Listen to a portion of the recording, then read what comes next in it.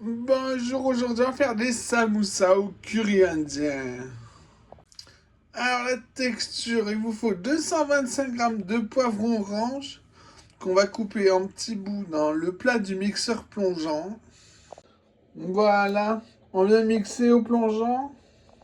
On y ajoute 210 g de lait. Puis dans un bol, on fouette 2 œufs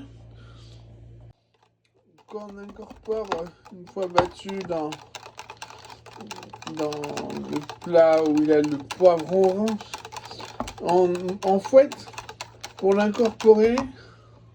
Et puis on met dans un plat là au four de taille adaptée. Ça va peut-être gonfler, mais mettez un gros plat quand même. Alors au four à ventiler à 180 degrés jusqu'à ce que ça soit brûlant à cœur. Ensuite on va mettre 125 g de riz thaï à cuire dans de l'eau. Puis on épluche, on lave, on tranche de 2-3 cm des aubergines. Il vous en faut 430 g. Ensuite, hors du feu, dans un sautoir, on met de l'huile d'olive, la moins chère. On va venir imbiber, hop, les tranches d'aubergine des deux côtés. Voilà, il reste un peu là. Voilà, l'autre côté, c'est parfait. Et on recommence, on les fait toutes.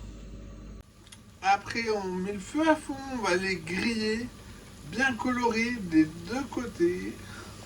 Voilà, c'est joli comme ça. Une fois toutes grillées, on les met au micro-ondes 5 minutes pour finir la cuisson. Une fois le riz moelleux, on l'égoutte, on le rince dans une passoire sous un jet d'eau froide. Puis on laisse bien s'égoutter. Ensuite, on va hacher grossièrement au robot coupe avec le cutter des blancs de poulet sans la peau. Alors, il vous en faut 1,85 kg. Voilà pour le flanc de poivron. J'ai piqué là en plein milieu. J'ai attendu 2-3 secondes. J'ai mis sur la langue. C'est brûlant, c'est bon. Maintenant, dans un grand saladier, un baquet, on va réunir tout. Chaud ou froid, tout. On va hacher finement les aubergines grillées. Puis en salle en poivre, on mélange un goûteur comment c'est nécessaire. Pour goûter un petit peu dans un petit plat au micro-ondes. Quand c'est assaisonné, on va faire le petit rituel du curry indien. Dans le petit plat, on a mis suffisamment pour goûter 2 fois. On le fait cuire au micro-ondes. Avec une fourchette, on casse en petits bouts. Ce curry indien est tellement bon, tellement sapide. On peut même assaisonner avec tellement. Là, j'ai carrément fait 2 fois la recette. Une fois le petit bout pour goûter tempéré, on y met un peu de curry indien. Un peu au pif, hein, pour l'instant. On mélange bien. Puis on goûte la moitié. On fait réchauffer l'autre moitié pour goûter encore, pour avoir un repère. Il faut que la deuxième moitié soit bien chaude avant de la goûter. Maintenant, on met du curry indien, on mélange, on fait cuire un petit bout, on goûte, on recommence si nécessaire. Voilà, alors j'en ai mis 3,5 cuillères à café bombé de mon curry indien. Maintenant, on met dans un sautoir, on va remuer très souvent, on va cuire la viande. Quand c'est cuit, ça se voit. Ça fait des petits grains de partout.